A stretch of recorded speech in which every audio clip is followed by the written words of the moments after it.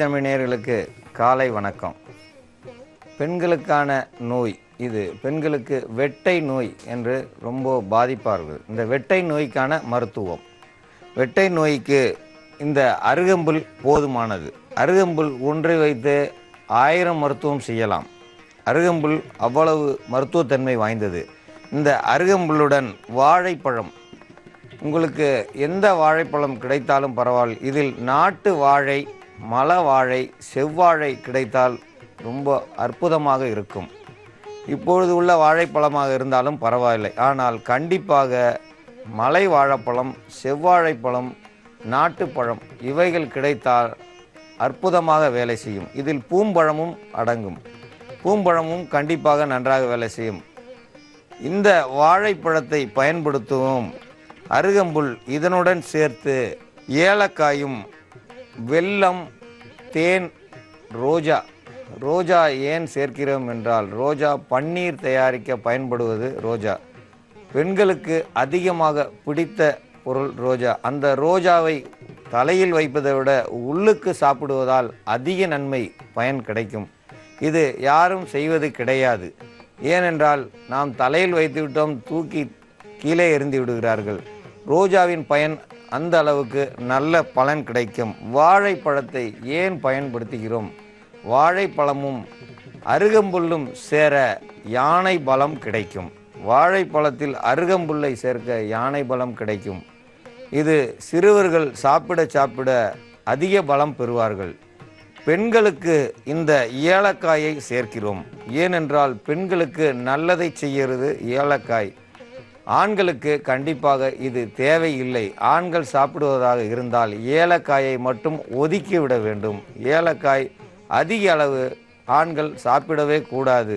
ஒரு ஏலக்காய் ஏதோ ஒரு முறை பாயாசத்தில் குடித்தால் போதும். எல்லாத்துக்கும் நாம் ஏலக்காயை பயன்படுத்தினோம் என்றால் ஆண்மைத்தன்மை குறைந்துவிடும். அதனால் ஏலக்காயை குறைவாக பயன்படுத்த வேண்டும். பெண்களுக்கான மருத்துவம், இந்த வெட்டை நோயால் அவர்கள் முகம் வாடும். முகம் வாடி அழகு குறைந்து அவர்கள் வேலை செய்ய முடியாமல் இருப்பார்கள். இந்த வெட்டை நோயில் உள்ளவர்களுக்கு அதிக கோபம் வரும். அதிக கோபம் வருவதால் எல்லோரிடமும் கோபித்துக் கொள்வார்கள். குழந்தையிடமும் கணவரிடமும் பணிக்கு செல்லும் இடத்திலும் யார் எந்த வேலை செய்தாலும் முடியாமையால் அவர்கள் சண்டையிடுவார்கள், கோபித்துக் கொள்வார்கள். அவர்களுக்கு நிற்க முடியாது, உட்கார முடியாது, படுக்க முடியாது. எப்படி இருந்தாலும் அந்த இடுப்பு வலி, முட்டி வலி, கழுத்து வலி, எல்லா வலிகளும் சேர்ந்து வரும். இந்த வெட்டை நோயினால் அவர்கள் அவதிப்படுவார்கள். வெட்டை என்றால் வெள்ளைப்பாடு என்று அர்த்தம். இந்த வெள்ளைப்பாடு வெளியே போக போக அவர்களுடைய உடல் பலம் அனைத்தும் வெளியாகிவிடும். அவர்கள் உடல் மெலிந்து இருப்பார்கள். கனமாக இருப்பவர்களுக்கு இந்த வெட்டை இருந்தால் வெறும் சுரைக்காய் போல் இருப்பார்களே தவிர அவர்களால் ஒரு வேலையும் செய்ய முடியாது. உட்கார்ந்தால் எழுந்திருக்க முடியாது. ஆனால் வெட்டை அதிகம் உள்ளவர்கள் அதிக குண்டாக யாரும் இருக்க மாட்டார்கள். யாரோ ஒருத்தருக்கு மட்டும்தான் அந்த பிறவி, அவங்க தாய் தகப்பன் கனமாக குண்டாக இருக்கிறவர்களுக்கு மட்டும்தான் அந்த குண்டு பெண்களுக்கு இந்த வெட்டை நோய் இருக்கும். வெட்டை நோய் இருந்தும் குண்டாக இருப்பார்கள். மற்ற அனைவரும் ஒல்லியாக ஆகி உடல் அழகு கெட்டு, அழகு என்றால் உடலில் எந்த பகுதியிலும் சதை இருக்காது, இடுப்பு வளைந்திருக்கும், இடுப்பு பகுதி அதிக பலவீனமாக இருக்கும், நடக்க முடியாது, தண்ணீர் சுமக்க முடியாது, சமைக்க முடியாது. அவர்கள் வீட்டில் நின்று சமைப்பது என்பது பெரிய ஒரு பிரச்சனையாக இருக்கும். இதனால் வீட்டில் சண்டைகள் அதிகரிக்கும். வீட்டில் குழந்தைகளை பள்ளிக்கு அனுப்ப முடியாது. ஏனென்றால் அவர்கள் வலி அவர்களுக்குத்தான் தெரியும். நாம் ஆண்கள் இந்த வலியை பார்க்க மாட்டோம். எந்த வலியாக இருந்தாலும் நாம் சமாளித்து கொள்வோம் என்று இருப்போம். பாவம் பெண்கள், அவர்கள் செய்யும் வேலைகளுக்கு ஈடு அவர்கள்தான். நாம் எங்கு வேலைக்கு சென்று வந்தாலும் பெண்கள் செய்யும் வேலையில் பாதி வேலை கூட நாம் செய்வது கிடையாது. இதுதான் உண்மை. நாம் அங்கே ஓடி சம்பாதித்தோம், இங்கே ஓடி சம்பாதித்தோம் என்று ஆண் சொல்லுவான். ஒரு பெண் வேலைக்கு ஈடாகாது.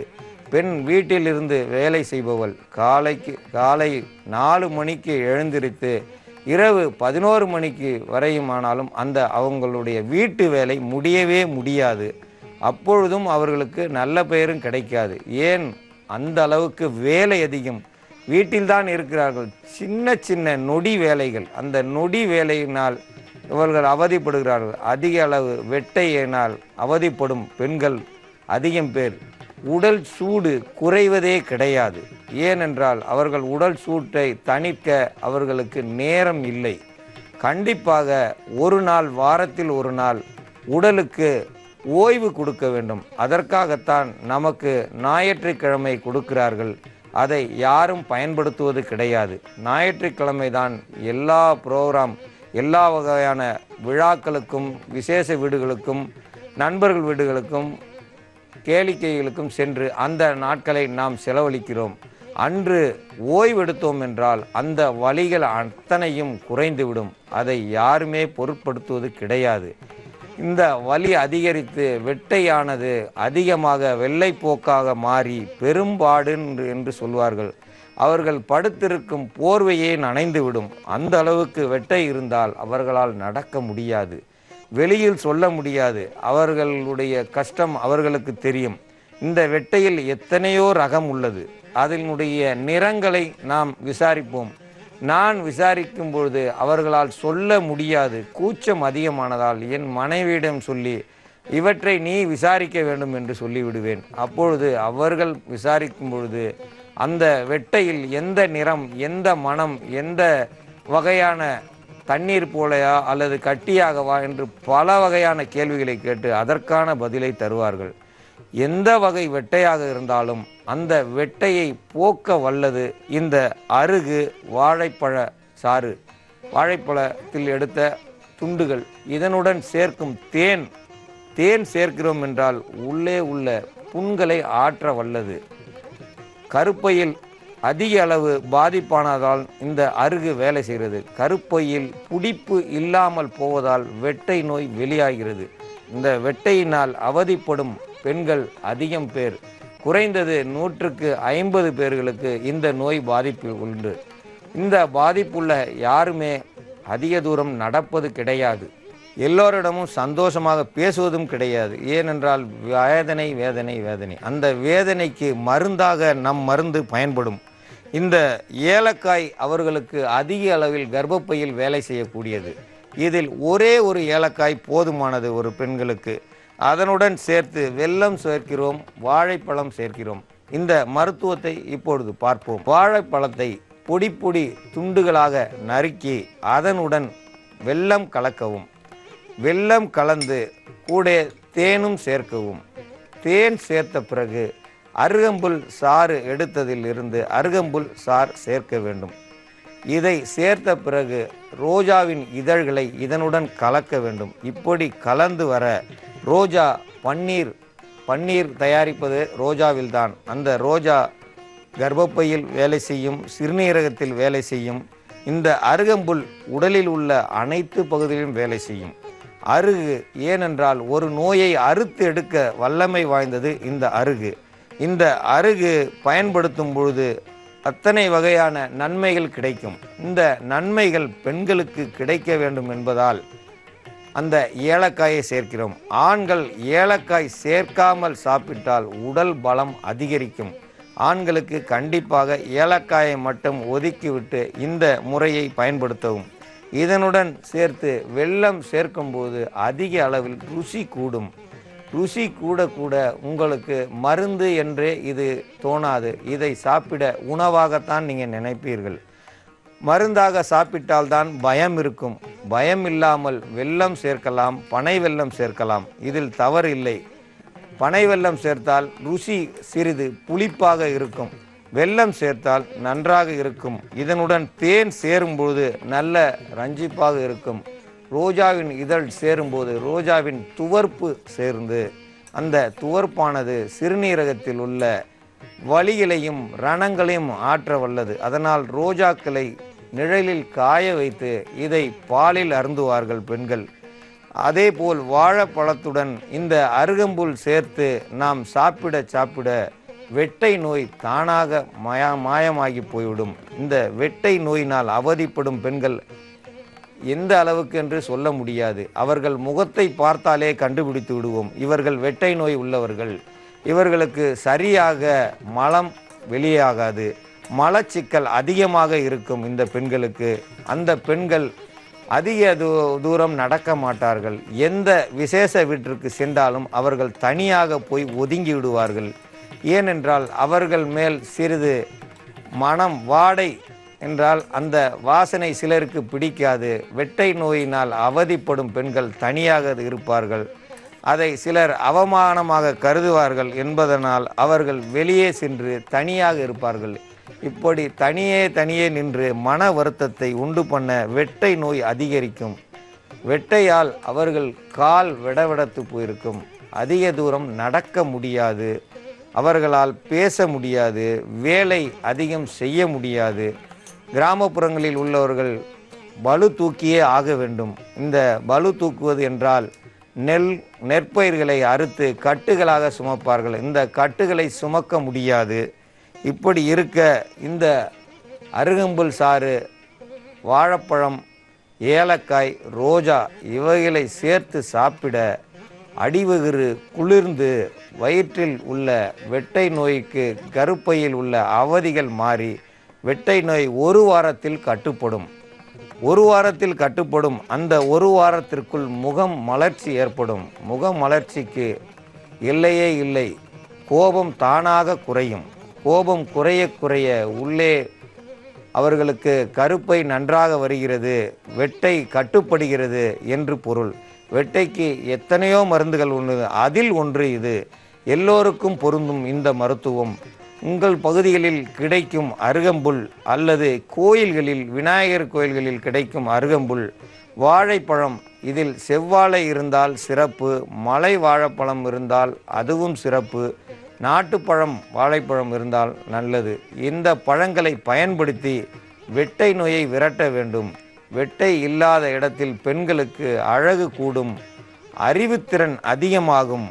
யோசிக்கும் திறன் குறைந்து இருக்கும் பெண்களும் கூட கண்டிப்பாக யோசிக்கும் திறன் அதிகரிக்கும். இந்த நோய் அவர்களை யோசிக்க விடாமலும் கண் பார்வை குறைந்தும் அவர்களை நடக்க விடாமலும் ஒரே இடத்தில் முடங்கி வைத்திருக்கும். அதனால் அவர்களுக்கு கோபம் அதிகரிக்கும். அந்த கோபத்தை போக்கவும் வெட்டையிலிருந்து விடுபடவும் இந்த ரோஜா, வாழைப்பழம், தேன், வெல்லம், அருகம்புல் சாறு இவைகளை கலந்த இந்த கலவையை சாப்பிட ருசியாக இருக்கும். குழந்தைகள் ஓடி வந்து நமக்கு வைத்திருப்பதையும் சாப்பிட்டு விடுவார்கள். இதன் மருத்துவ அளவு முறை: அருகம்புல் 10 கிராம் அளவுக்கு வேண்டும். அருகம்புல் 10 கிராம் அளவுக்கு இருந்தால் போதுமானது. ஏலக்காய் 1 போதும். வாழைப்பழம் 2 அல்லது 3 பழம் எடுத்துக்கொள்ளலாம். சின்ன பழம் மலைப்பழமாக இருந்தால் 5 பழம் எடுக்க வேண்டும். செவ்வாழையாக இருந்தால் 1 பழம் போதும். நாட்டு பழமாக இருந்தால் 2 பழம் கண்டிப்பாக எடுக்க வேண்டும். பூவம்பழமாக இருந்தால் 2 பழம் எடுக்க வேண்டும். இதில் எந்த பழம் உங்களுக்கு கிடைக்கிறது என்று பாருங்கள். எங்களுக்கு இந்த பழம் கிடைக்கவில்லை, அதனால் இந்த மருத்துவத்தை செய்ய மாட்டேன் என்று சொல்ல வேண்டாம். ஏனென்றால் எல்லா பழங்களும் நமக்கு நன்மை செய்ய பிறந்தது. பழம் என்றால் சொர்க்கத்தில் விளைந்தது என்று பொருள். எங்கு அதிக பழம் கிடைக்கிறதோ அந்த ஊர் சொர்க்கமாகத்தான் இருக்கும் என்று முன்னோர்கள் சொல்வார்கள். அந்த சொர்க்கத்தில் கிடைத்த பழங்களைத்தான் நாம் மருந்தாக பயன்படுத்துகிறோம். பழங்கள், வாழைப்பழத்தை எந்த பழமும் ஒதுக்க வேண்டாம். பச்சை பழம் இதில் சேர்க்க வேண்டாம். பச்சையாக உள்ள பச்சை பழத்தை கண்டிப்பாக இது தேவையில்லை. அது சளி பிடிக்க ஆரம்பித்துவிடும். சளி பிடித்தால் அனைத்து நோய்களும் வளர்வதற்கு சளி உதவியாக இருக்கும். சளி இல்லாமல் நாம் உடலில் காப்பாற்ற வேறு நாட்டு பழங்கள் இருந்தால் போதும். மலைப்பழம் கிடைத்தால் குழந்தைகளும் அதிக அளவு சாப்பிடலாம். இந்த முறையை பயன்படுத்தி வெட்டை நோயிலிருந்து விடுபட வேண்டும். இதை சாப்பிட ருசியாக இருக்கும். வாழைப்பழத்தில் ஊற இதை இன்னும் சிறு துண்டுகளாகவும் செய்து கொள்ளலாம். அதனால் ஒன்றும் கவலை இல்லை. துண்டுகள் அதிகரிக்க இந்த வாழைப்பழத்தினுடைய ஒரு வகையான துவர்ப்பு தன்மையும் ரோஜாவினுடைய துவர்ப்பு தன்மையும் அதிகரித்து சாப்பிட வெட்டை நோய் மாறும். வெட்டைக்கு நல்ல பலன் கிடைக்க வேண்டுமென்றால் இந்த மருத்துவத்தை நீங்கள் பயன்படுத்த வேண்டும். இந்த மருந்துக்கு காலையில் வெறும் வயிற்றில் சாப்பிட அற்புதமாக இருக்கும். மருந்து நன்றாக வேலை செய்யும்.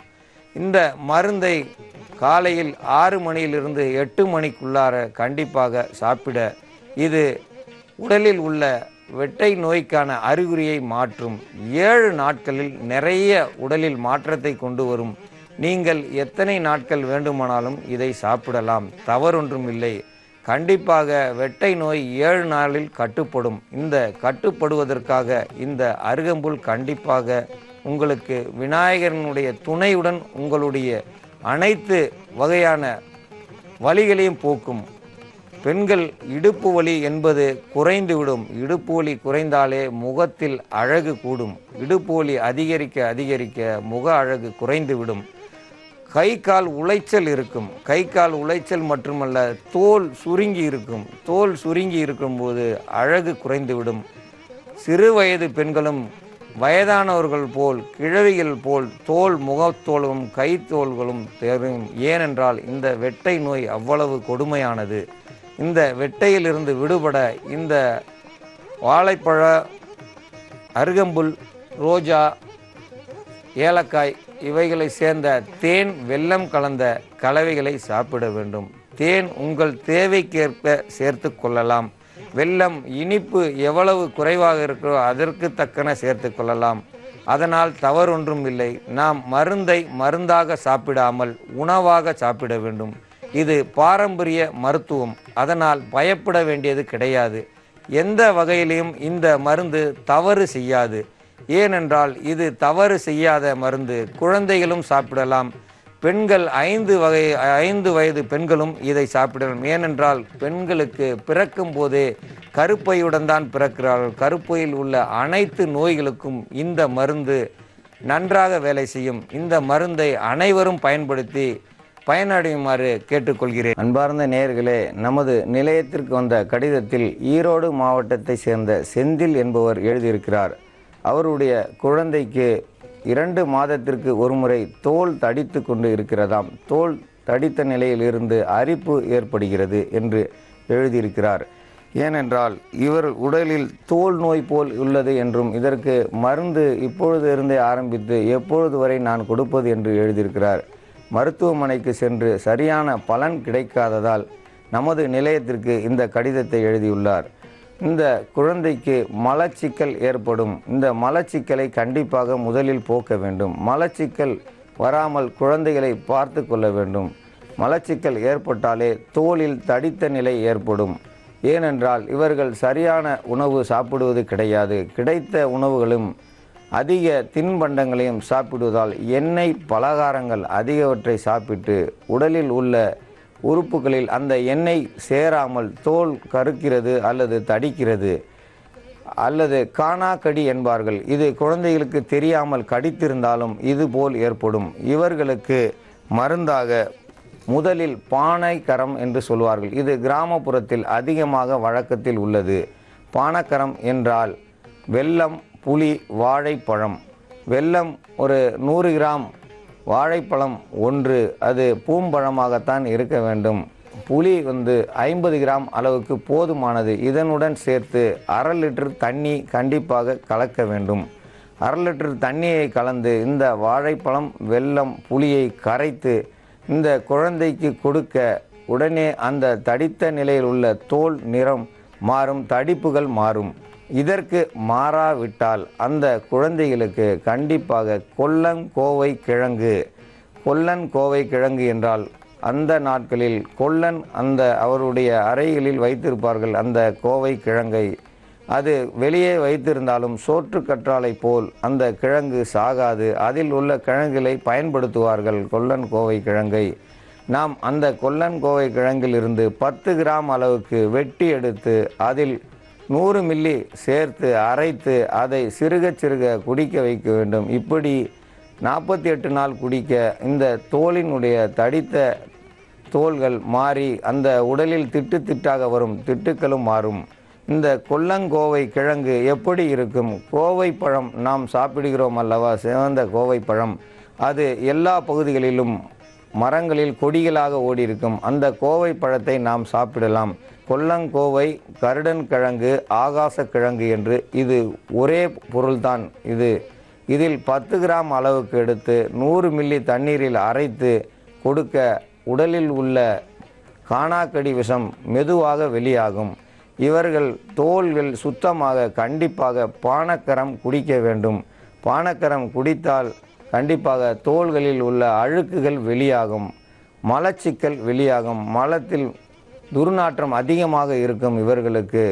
அவர்கள் வேர்த்தாலோ அவர்கள் பக்கத்தில் நாம் செல்ல முடியாது, அந்த அளவுக்கு வாடை அதிகமாக இருக்கும். இவர்களை வேப்ப இலையை கொண்டு குளிப்பாட்டி வர வேண்டும். வேப்ப இலையை கொதிக்க வைத்த நீரில் குளிப்பாட்டி வர தோல் தடித்திருந்தாலும் அதில் விஷத்தன்மை இருந்தாலும் வேம்பு விரட்டிவிடும். வேம்பு வெளியிலிருந்தும் கொல்லங்கோவை கிழங்கு உள்ளிருந்தும் செயல்பட இந்த தடித்த தோல் கண்டிப்பாக மாறும். அவர்களுக்கு 2 மாதத்திற்கு ஏற்படும் அந்த தடித்த தோலினுடைய தன்மையும் மாறும். இது அந்த குழந்தைக்கு மட்டுமல்ல, நம் தமிழகத்தில் உள்ள எல்லா குழந்தைகளுக்கும் பொருந்தும். எந்த குழந்தைகளுக்கு தோல் தடித்திருக்கிறது என்றால் முதலில் கண்டிப்பாக பானக்கரத்தை கொடுக்க வேண்டும். பானக்கரம் என்றால் ஒரு வாழைப்பழம் 50 கிராம் அளவுக்கு வெல்லம் அல்லது 100 கிராம் அளவுக்கு வெல்லம் எடுத்துக்கொள்ளலாம். உங்கள் தேவைக்கேற்ப வெல்லம் எடுக்கலாம். புளி 50 கிராம் போதுமானது. இதை கரைத்து குடிக்க உடலில் உள்ள அனைத்து அழுக்குகளும் வெளியேறி மலச்சிக்கலை போக்கும். மலச்சிக்கல் போக போக அவர்கள் குடல் சுத்தமானால் தோல் சுத்தமாகும். குடல் சுத்தமே உடல் சுத்தம். குடல் சுத்தம் இல்லாவிட்டால் தோல் நோய் மட்டுமல்ல, பல நோய்கள் உண்டாகும். குடல் சுத்தம் இல்லாதவர்கள் கண்டிப்பாக எல்லா நோய்க்கும் அவதிப்படுவார்கள். இந்த அவதிப்படும் பொழுது தோலில் தடித்த நிலையோ அல்லது தலைவலியோ எல்லா மாற்றங்களையும் கொண்டு வரும் மலச்சிக்கல். அதனால் கவனமாக கண்டிப்பாக மலச்சிக்கலை போக்க வேண்டும். இப்படி மலச்சிக்கலை போக்க அவர்கள் உடலில் உள்ள விஷத்தன்மை கூட வெளியாகும். ஏனென்றால் உடலில் ஏதாவது தோல் நோய் வந்தால் அவர்களுக்கு விளக்கெண்ணெய் கொடுத்து வயிற்றுப்போக்கு வர செய்வார்கள். இந்த வயிற்றுப்போக்கு வருவதால் குடல் சுத்தமாகும். குடல் சுத்தமானால் உடல் சுத்தமாகும்.